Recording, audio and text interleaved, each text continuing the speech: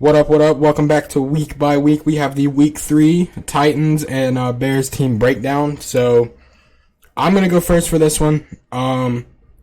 So it was a very interesting week from the Titans, nonetheless. I just want to touch on some things. First, Mike Vrabel. Listen, I for one love Vrabel. I do. But Vrabel is starting to scare me defensively. Big time. Like, I don't know, man. Some of his, some of his calls are just terrible. But I mean, we're also missing our number one corner. Adoree Jackson has been out, and that leads me into Malcolm Butler. Listen, Malcolm Butler is, known for making one of the clutchest plays in Super Bowl history. But yeah, he did not do that Sunday. He shat it up, to say the least. He made 36-year-old Jonathan Joseph look fast. So listen, I don't expect he's not old, but an older corner like Malcolm Butler to be able to clamp up on a young, quick rookie. I don't. Because I think that's not going to happen. Because at the end of the day, he's getting old. But the way that he got ate alive by Justin Jefferson actually kind of sickens me. Like, and I for one like Malcolm Butler, I really do. Malcolm Butler is a great zone guy. He is. He's amazing. But you cannot put him man-to-man with... Hold up. I just want to see Justin... While we're talking about this, I'm going to look up Justin Jefferson's 40 time. So let me look up Justin Jefferson 40 time. He ran a 4.43. But I think he looked quicker than that. Or at least maybe Malcolm Butler made him look quicker than that. But, yeah, I'm pretty sure it's that. But, look, man, there was, three plays in a row where Cousins basically just lobbed it up to him because he was beat every time. And it was 3 first downs in a row. And then Justin Jefferson destroyed Malcolm Butler and Jonathan Joseph on like a 40-yard touchdown. Made Kirk Cousins look like fucking Aaron Rodgers throwing that ball up. And Kirk Cousins is damn sure not no Aaron Rodgers. But, that's one of the things I really wanted to touch on. I still love Malcolm Butler. I really do. Malcolm Butler is one of my favorite players in the league, believe it or not. But that just can't happen. And that's also not 100% his fault, though, because like I said, you can't man him up with a rookie who at that point ran a 4.43. You can't. But, of course, with that being said, we didn't have our number one corner. Adoree Jackson is still out with a knee injury. So, I'm hoping he'll return because that cornerback group is just hurting. It really is. Who was y'all's third with Jackson out? They ran, it was Malcolm Butler. They played Kenny Vaccaro over there a little bit, not much. Corner? Not much. They ran him over there like 2 or 3 plays. Jonathan Joseph, who they signed, and Christian Fulton got a couple snaps, but I mean, I would have preferred Christian Fulton on Justin Jefferson. I would have. I love matched up better with speed. I like Christian Fulton a lot, and but the thing is, in the fourth quarter, the one play that they did have him in, he sacked Kirk Cousins in like the final couple minutes. A huge play. But so I'm going to hop into my grades. And if I think it's something to talk about, I will. But, so I'm going to give Tannehill, Tannehill threw his first pick of the year. And it wasn't a good throw. I mean, he had, I think it was Adam Humphries wide open in the end zone.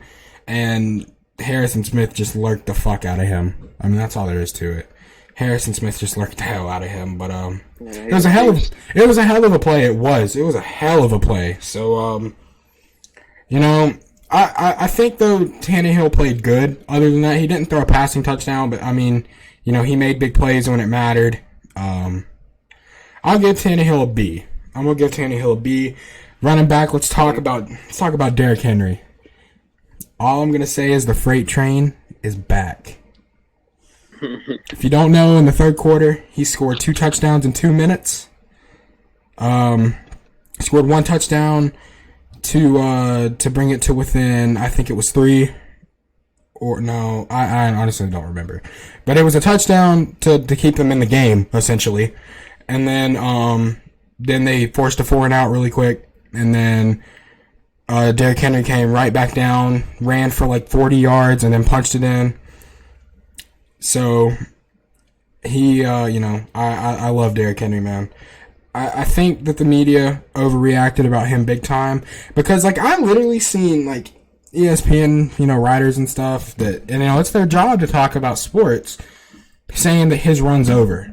That run wasn't even half a season. It was, okay, I mean, yeah, it was about right out of half a season. It was the last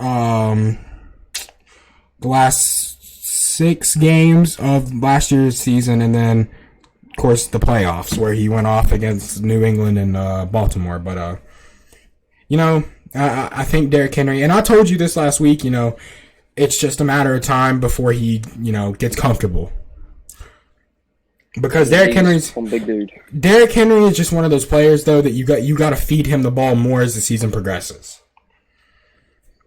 Yeah. But O-line. The O-line looked better, but Taylor Lewan got hurt, which is a big injury for us. Yeah, I saw that. Yeah, that's huge. Taylor Lewan got hurt. Maybe not one of the best tackles. Well, I think he is, but I think he's very underrated. I think he's really good. Oh, yeah, me too. But he's one of the scariest dudes in the league. That is one dude I would not mess with. He's crazy. But, we're still waiting. We're still waiting on the rookie. And oddly enough, I can't even think. Isaiah Wilson. That's his name. Still waiting on Isaiah Wilson. I think he actually had COVID. So he's still on. I didn't see that. I think he had COVID. So he's still on the questionable. Hopefully he returns soon. That's a big rookie tackle to get in there. So O-line, I'm going to give the O-line like a C+. I mean, they had moments, but, they had a good fourth quarter. That team in general just had a really good fourth quarter, which it's the best quarter of football they played all year. And the D-line played really good. They had in the second half they played good, not in the first half. Dalvin Cook ran through them like they were paper. Oh, yeah. Essentially. It was like 186 yards in the score. Yep. Dalvin Cook ran through them the first half like they were paper. But the second half, they did a very good job of stopping Dalvin Cook. Got pressure on Cousins. Had a really big fourth quarter. Jeffrey Simmons had the huge sack, which they actually called a face mask. And I think it was, but anyway. And then, of course, Christian Fulton got in there. Of course, he's not a D lineman, but whatever. He got in there and he had a sack. Jeffrey Simmons, second-year player who was hurt for most of the year last year. I'm really liking what I'm seeing out of Jeffrey Simmons. Clowney finally looked like the Jadeveon Clowney that we know and love. He got a sack there. Actually, I think he got 2 sacks there in the fourth quarter. He played really good. So for D-line, just because of the first half, I can't give him anything higher than a B. But the second half is enough for me to move them up to a B. Okay. DBs, I'm going to give this a fat D. But, I don't know if I can 100% fault them right now, though, because of, when your number one corner's out and your backups are a guy who's 36, Malcolm Butler, who can't outrun me, and then, rookie Christian Fulton, it's hard. It really is. But I think Fulton, if there's one thing that I could tell Vrabel, it would get Fulton more snaps. I think he's going to be a beast. He had an interception last week too, didn't he? Yep, he did. Jonathan Joseph got an interception Sunday. He picked off Kirk Cousins at the start of the second half. Did Kirk ever pick it up later on? No, he played. I remember you texting me. He played really bad, like the first 5 or 6 minutes. Then he picked it up for the rest of the half, and then the second half he kind of just. But I think a lot of that. I think Stephon Diggs made him look really good, and Thielen, of course, too. Can't forget him. But I think Stephon Diggs made him look really good. So receivers, we still don't have our number one guy. We're missing 2 number one guys on offense and defense. with Adoree' out, and on offense, A.J. Brown's out, who was I believe, could be wrong here, but I think he was the only rookie receiver, that is, last year, to break 1,000 yards. Yeah, he's the only one. DK Metcalf had like 9. I think I believe. Yeah, he was close, but so Khalif Raymond is a guy that played beautiful. I love Khalif Raymond. I really do. Khalif Raymond, I think, is going to be a beast. He burnt their corners a couple times, had like a 40-yard catch, then like a 60-yard catch, I think.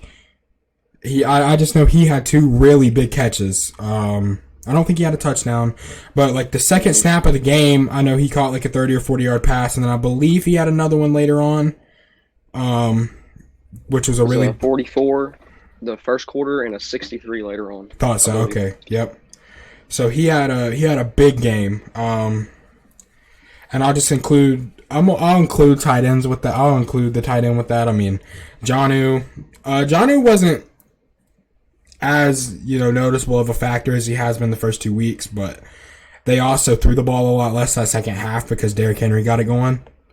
So I mean, take that for how you want it. But I'll give the receiving game, honestly, because of Khalif Raymond, I'm gonna give the receiving game a strong B+. I really am. Okay. But another guy, I want to talk about is our OC, Arthur Smith.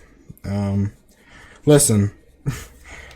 If you've watched this podcast and watched last week's team breakdowns, I'm not the biggest fan of Arthur Smith. But I think he showed some guts last week, or Sunday, my bad. I think he showed some guts. He kept running the ball with Henry. He didn't do what he had been doing and running quarterback sneaks with Tannehill. Well, it's not even saying Tannehill's not a mobile quarterback. Tannehill's a pretty mobile quarterback. I mean, it's just... Yeah, he's not. He's not no Big Ben or nothing like that. He can move. But, I mean, when Derrick Henry's your running back, when it's 3rd and 1, I don't think you should run a quarterback sneak with Tannehill. But, the Titans played a great second half, mainly fourth quarter, and that gives me promise. But next week we play the Steelers, so if we don't step our shit up next week, we are going to lose to Pittsburgh. But I think we're fine offensively. It's just defense, and I really hope Adoree' can return because big loss.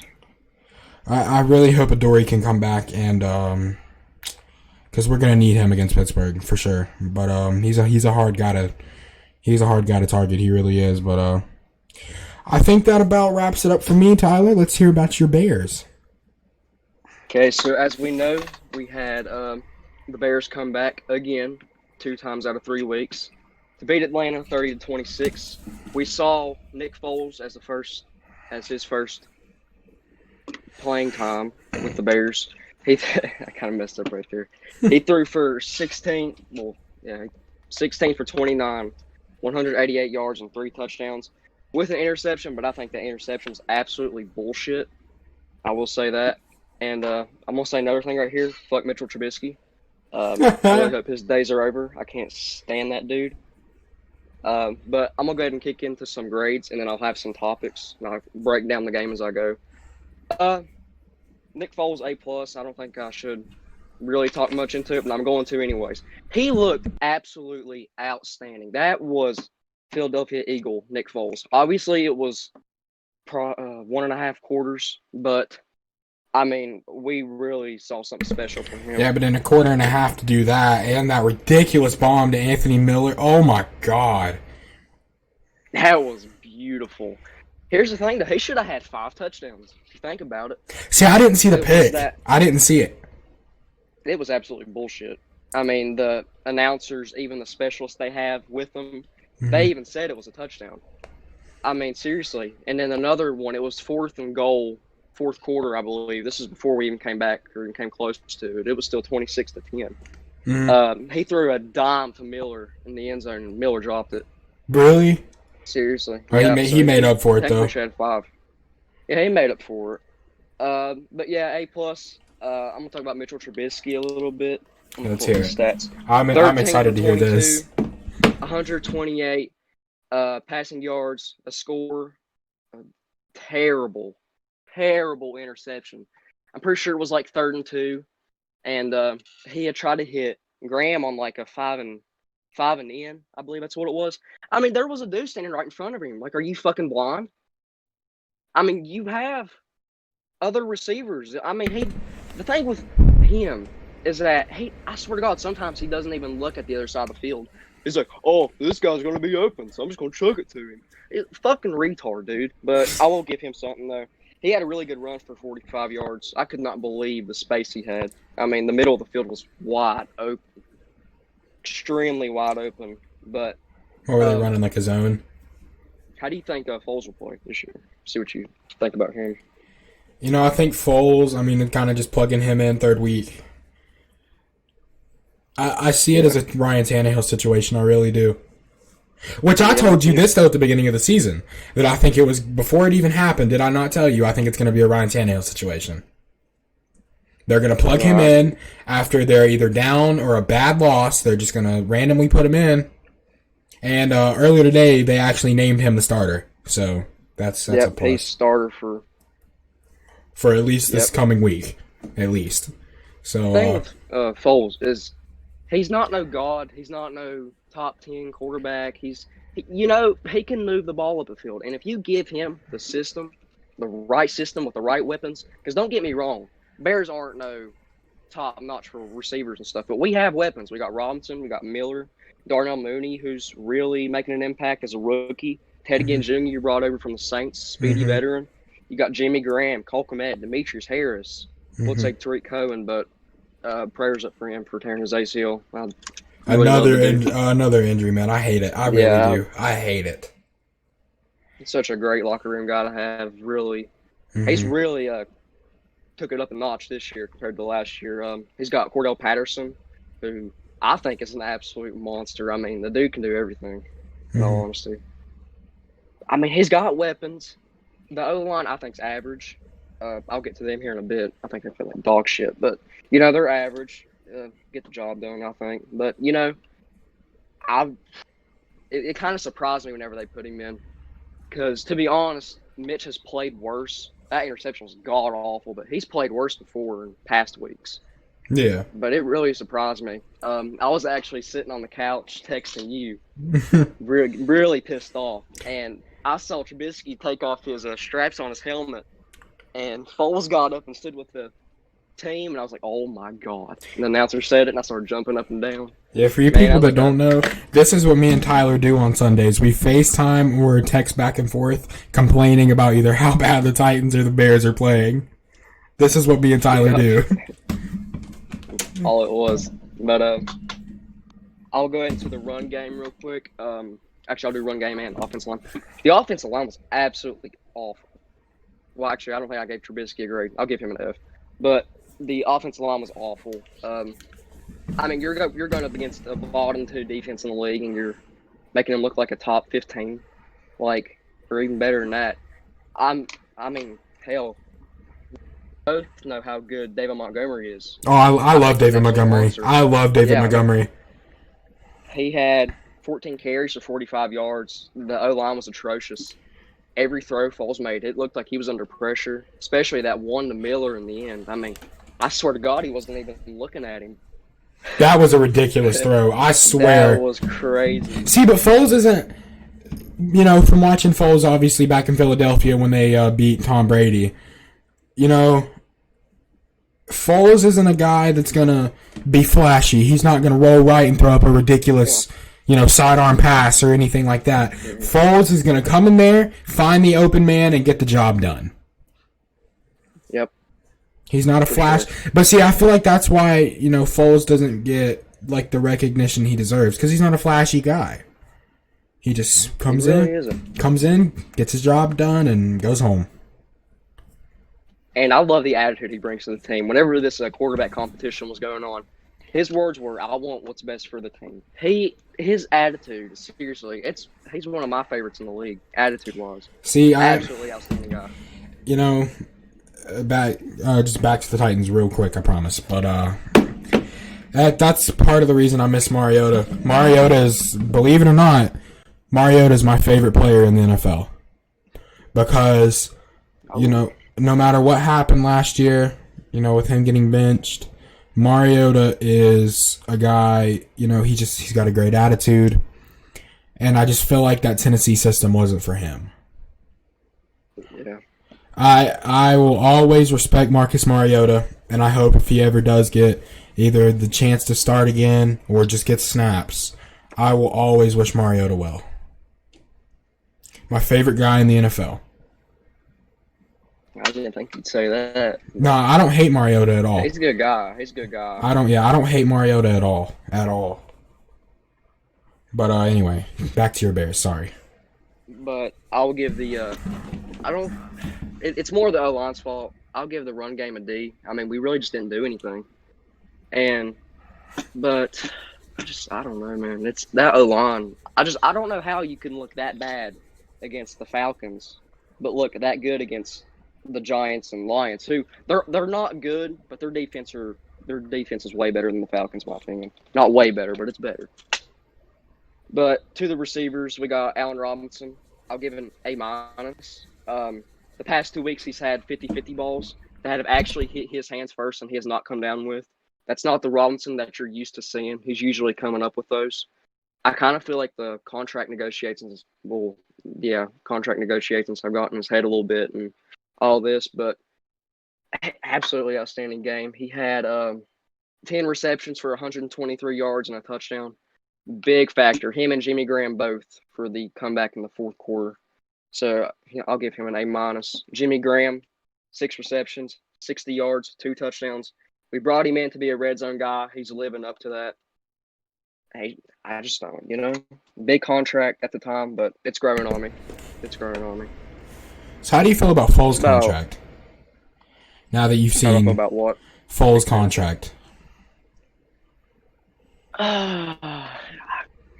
It's 3 years. If it was 1 or 2, I could get behind it, but it's 3 years, $7 million per year. We also gave up a draft pick. Mm-hmm. You'll have to ask me in a couple of weeks. I was just, I'll ask you in a couple of weeks. I was just curious, now that he's gotten his snaps of football. I'm iffy on it. Could pay off. I think it'll pay off personally, but I think it will this year. I'm not sure about next year because I don't know. How old is Foles now? 31, I believe. 31. Yeah, but see, he's the type of guy though where age isn't really going to affect his. I mean, it is as he gets older. But in no way am I comparing Foles to Brady, but he kind of plays like Brady, like staying in the pocket and stuff. Yeah, I mean, I get that. I really do. With the way Foles plays, I mean, his, I don't think being 31, 32, 33 for the span of that contract, I don't think it's going to affect it. Yeah. But I'll hop into the defense here. I'll start out with the D-line. We look atrocious with the run games. I'm pretty sure Gurley had 13 carries for 72 yards and a score. We got their damn back fucking something Hill comes in and gets like a 30-yard touchdown. Man, I lost it. But they did pick it up when it mattered most. Their last 6 possessions was what was it? Missed field goal, punt, and actually all those punts were actually 3 and outs. And then pretty sure I'm not sure if the last one was probably a punt again, but it was something like that. So I'll give them a C+, B-, somewhere in that range. But I'll player of the game besides Foles, Akeem Hicks. Oh my God! Let me just read off his stats a little bit. He had 4 total tackles, 1.5 sacks, 5 quarterback hits, and a tackle for loss. Oh my! That's a hell of a game. That is a hell of a game. Yes, I mean the dude looked outstanding. That's a hell of a game. A+ for him. I mean seriously, he was the anchor of the defense that game. That's a hell of a game. But again, I'll hop with a little Mac right here. He got there. He brought the pressure. I kind of realized Matt Ryan would kind of move to Mac's side a little bit at the beginning of plays. I don't know why. He just did. It's kind of unusual for him. But he kind of went over to him. Mac, he absolutely tore up that tackle. He brought the pressure. Hicks came up the middle, I'll give him an A-. Brought the pressure. Had a half a sack. Good game for Mac. We're seeing 2018 Mac for sure. Robert Quinn wasn't really a factor this game. It's kind of surprising me. I was expecting a few more sacks, probably 4 or 5, because Atlanta's O-line isn't the greatest, but it's not the worst. It's not terrible, but I mean, it's not great by any means. Nah. I'll give Quinn a C, though. It's really generous. He didn't really do anything. But the thing with him is that if he's not in the game, Mac's getting doubled or triple teamed. So that's also taking away Mac's game. So Yeah. I'll give him a C just for that.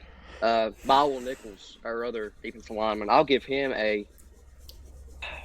He made some really key plays. I'll give him an A. I don't really see. I'll give him a B plus. Yeah, B plus. Had some really key tackles there in the end. He's a young guy. Have high hopes for him. B plus.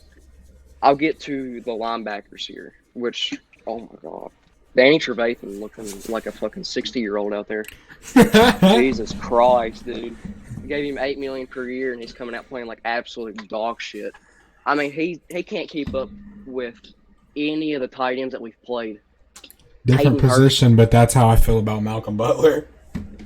Yeah, I mean, TJ Hawkinson ate his ass week 1. Literally, ate his ass. Week 2, Evan Ingram ate his ass. Fucking destroyed him. This game, Hayden Hurst didn't really get involved. But, I mean, just coverage, man. He's ass. Actually, I couldn't tell you a single good thing about Trevathan this year so far. He's a great guy, great leader. But God, dude. Shit. He's ass. I really hope he picks it up, though. He's a really hell of a guy when he's fully healthy and at his best. Roquan, again, made some tackles. He didn't get burnt like Trevathan, so I'll give him a C. I'm pretty sure he missed a tackle or two. I don't know, dude. This linebacking, the middle linebacking core is just fuck. Absolute ass. Enough of that shit. Hop into the secondary. Secondary really got burnt in the first half. Calvin Ridley, the first play of the game was like a 63-yard catch. Touchdown, actually, by Ridley. And my God, dude, I mean, I lost it. I'm pretty sure I called you after that, and I just, man. Yeah, you did. You called me after that. God, dude, I took off my jersey. I was like, man, I'm done. Tyler was ready to give up his Bears fandom right there. We're getting beat this game. But, wait, we came back. Yeah, hell yeah. But I'll give them a B minus. They played the best when it mattered most. I don't say they won us the game, but it was definitely a factor because the defense was outstanding in the fourth quarter. Mm-hmm. But I'll pick out a key player. Tayshaun Gibson, strong safety we brought over from the Texans. He came with a key interception to seal the game. So, B plus for him too. He made some key tackles. That's really all I got for him. This is probably kind of pointless, but I'll do it anyways. Special teams. I'll give a B. Santos missed a 48-yarder, I believe. O'Donnell had some good punts. Patterson. Gostkowski was 5 for 5. Really? He had a 55-yarder. The 55-yarder actually is what won them the game. Wow. I thought he hit like 3 for 3 or 2 for 2. That's what I thought. He was perfect. He has the I actually looked it up the other day. He has the third longest field goal this year. I think first is the Buchter dude, Harrison Buchter. Yeah, he's a beast. I think he hit like a 58-yarder. Like, what the fuck? He hit 350 plus yarders. Yeah, and then he hit one game he hit a 58-yarder. I think that's league leading. Yeah, I'm pretty sure that won the game in overtime. Yeah, I'm pretty sure. But I'm going to hop into some rumors and some all that. With Tariq Cohen going out, we might get Artavis Pierce called up. UDFA from Oregon State. Yeah, Oregon State. He's 24 years old. He's nothing like Cohen. He's 5'11", 208. He's not like Cohen. He's not going to be just a receiving back. He's going to be more of like an exclusive back. He'll take some carries. He'll get some catches. That's if he gets called up. I believe he will. But you never know with the Bears. I mean, you just never know. But Yeah. I do expect Cordell Patterson to get more snaps at running back, which, I mean, he has been getting a good bit, but I expect that to go up more. But, Yeah, I think he definitely will. yeah, I mean, he's looking good back there anyways, I think. But, of That course, other Cohen line's got to was be better, a though. huge loss from Cohen.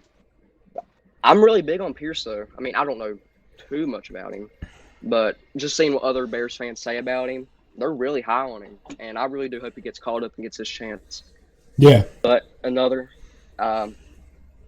losing A.D. Goldman, holy crap. I mean, believe it or not, he actually did most of the dirty work, especially for the run game. I mean, he stopped it. I mean, that was him and Hicks all day, and Nichols just stopping that run. And you lose a guy like Goldman, and you can see what that does. Even losing John Jenkins last week to a finger fracture. I mean, Atlanta tore us up on the run game in the second half, especially. Yeah. It's just crazy. So, I really wish he didn't opt out, dude. That's such a big hit. But I really like Goldman. Really wish he played this season. And it's really showing the results on. Is that running back for the Falcons, Brian Hill? Yeah. He played for Wyoming in college. I remember watching him in college. Wyoming. I don't know much about him. He was actually drafted by the Falcons, I think, in 2016, maybe. And then he spent a year or two with Cincinnati, and then he went back to the Falcons. He looked good, but honestly, Bears defense, it's not what I thought it'd be. Obviously, we're only 3 games in, but again, but y'all lost some big pieces. Yeah, we did. Honestly, some big pieces. I mean, the only guy we really have out is Adoree, but I mean, when your number one DB's out, I don't think people realize how much that hurts. Yeah, I mean, losing Goldman was huge. I mean, that's what stopped the run game in 2019 and 2018. He did all the dirty work for the run game, and you lose him, and wow, it shows. See, it's where you guys are missing so many like defensive, like D-line pieces. I mean, it's easy for teams to, double and triple team Mac because who else is going to get through? Yeah, I'm pretty sure. Actually, I don't think I saw him get double teamed once last week or this week. I really don't think I did. I mean, even a guy like Khalil Mack can't get through a freaking triple team, even though if he tried hard enough, though, he probably could. On to my next topic. Is Mitch's days over? I believe they are, personally, but I do think if Foles were to struggle, I think it'd have to be really bad or for a couple games. I do think he could get put back in, but I don't think it'll happen. Pretty sure we mentioned this earlier, but I'll mention a little bit more. They play completely different. Mitch is more of a mobile quarterback. He has legs. He don't ever fucking use them, though. Absolute retard. I was about to say Mitch is a mobile quarterback, but it's not like we've seen him use his legs. Yeah, I mean, I don't know, man. He's just so weird. He has talent. He has hella talent. But he's just, he don't have the mental game for it, like, at all. No, I just think, because I think one of the biggest things in sports is, do you have that mentality? Yeah. And I don't think he's got that mentality. I mean, especially at quarterback, you've got to have a mental game, man. No, that's the difference between Foles. Foles is confident. Super Bowl champion. Yeah, I mean, he knows what he's doing. I'll mention again, I don't think he's no absolute legend or I agree with you. I mean, back in the league. But that's what I said. That's the reason Foles' talent truly does go unnoticed, because he's not a flashy guy. He just comes in there and gets the job done. And I really do think he will get the job done this year for the Bears. I have the Bears winning the division, and I still stick to that, even though the Packers are still undefeated. I do too. Packers, but Aaron Rodgers is playing insane. I know. But anyway, keep talking. But yeah, I mean, I would love to see the dude go to a team and even be average. I do. Actually, I don't know. I like Mitch's attitude. I don't think he's cocky. I don't think he's anything like that. But he's got to get better in the mental department of things. I think Mitch would fit better. Not saying I want him in Tennessee by any means, but I think Mitch would fit better in like a run first type of deal. Oh yeah, definitely. I could see him being in like a Garoppolo situation, play action, but mainly running the ball. I could definitely see that. Oh yeah, Definitely. I think Mitch would. I think Mitch would thrive. You know, not obviously insane numbers, but I mean, I think Mitch would thrive in that Niners system.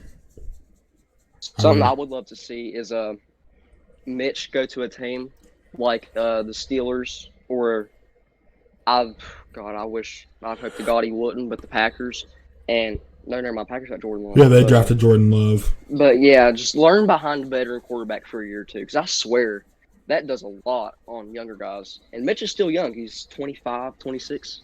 So it's He's either one of those 26, two. yeah. Yeah, 26. Yeah, I mean he can learn a lot from being behind a veteran quarterback for a year or two, and I think that would help his game a lot, personally. I'm trying to think though of like a team that would. I mean, if like I can see the Steelers. I'm trying to think like old quarterbacks, you know, that are probably pretty. I was gonna say the Saints, but they got Winston. Yeah. Jameis Winston. I don't know. I know there's someone I'm not thinking of, but what about down in Tampa Bay? Yeah, that's what I was about to say. What about down in Tampa Bay? I mean, yeah, he can learn. What about? Call me crazy, but Cam's on the older side. What about New England? Oh, Bill Belichick. Oh God, I feel like Belichick could do something with Trubisky. In all honesty, I could see it. Yeah, I mean with the short routes that you know that Patriots team runs. I mean, it's not like he's got to throw for more than 20 yards at a time. Yeah. He's not going to be throwing those 60, 70-yard bombs. I'm not gonna lie. Not in the New England system. I would like to see it. I mean, I don't care. I would like to see it. Julian Edelman's a 1,000-yard receiver off of 10-yard slants, literally. So, I mean... Yeah. I don't know. That's an interesting one, actually. That's a very interesting one. Yeah, that's very interesting. But I'll go ahead and kind of sum it up here. I've got two more. A-Rob, Allen Robinson extension. I have not heard anything. A week ago, I heard it was getting really hot, getting really good, and I've not heard anything since. And every week it just goes down a notch for me if he's going to come back or not. I hope he does, but it's not looking good. It's really not. Y'all need to bring him back. He's a legit number one guy. He really is, and they don't grow on trees. Because here's the thing: if we lose Robinson, who's going to be one? Because Miller sure as hell ain't no one. And I feel like with Foles back there at quarterback, Allen Robinson's about to legit become like a. Oh yeah.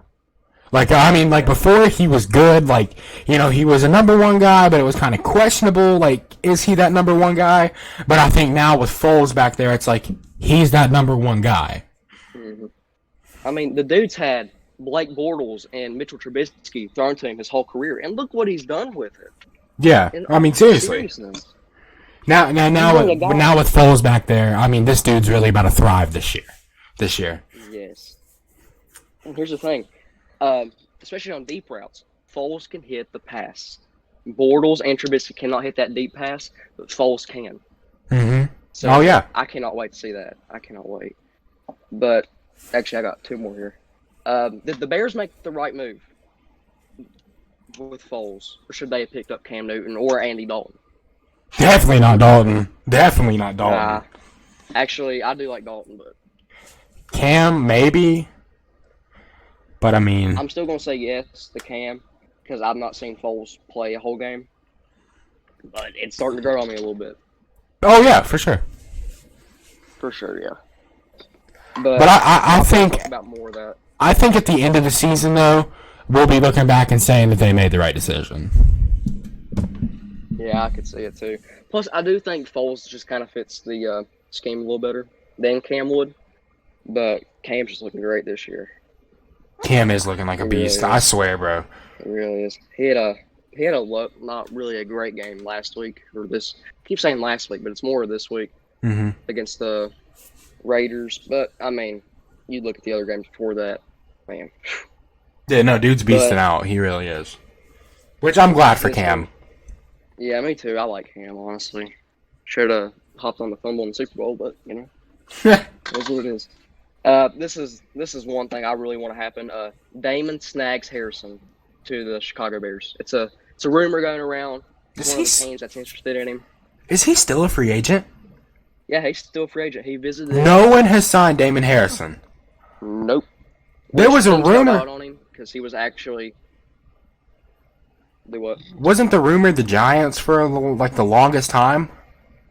No, he played on the Giants before. I swear I heard. The teams are us, Seattle, Green Bay, and who's that last team?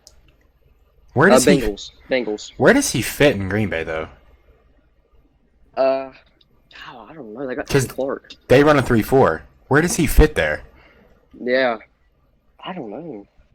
Which we actually run a 3-4 too, but we just don't have it. Yeah, y'all don't. Yeah, but y'all don't have anyone right now. I mean. Yeah, I know. What is Cincinnati runs a 3-4, don't they?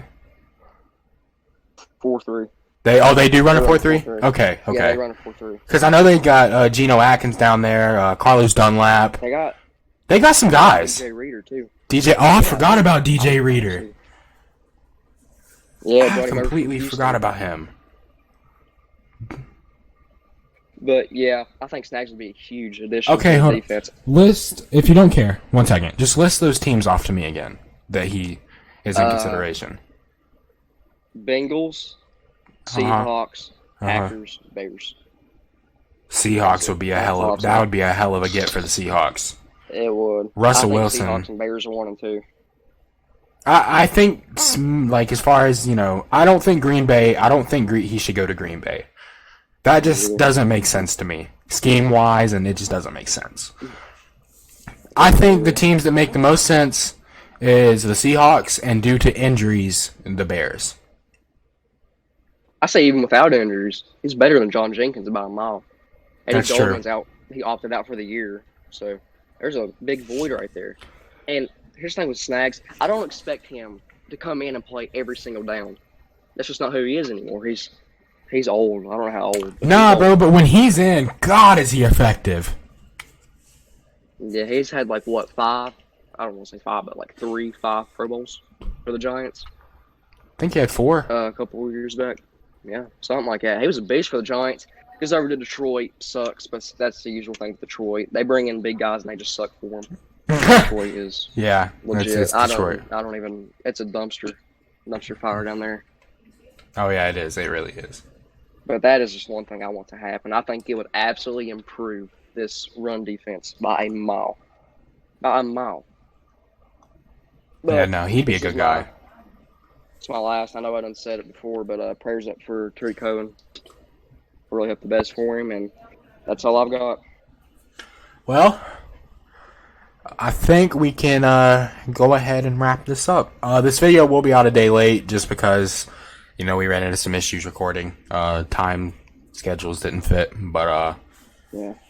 We're finally getting this recorded. As we're recording this, it's Monday night, but as you're watching this, it'll probably be Tuesday morning. So thank y'all for watching, and we'll see y'all Thursday on the podcast.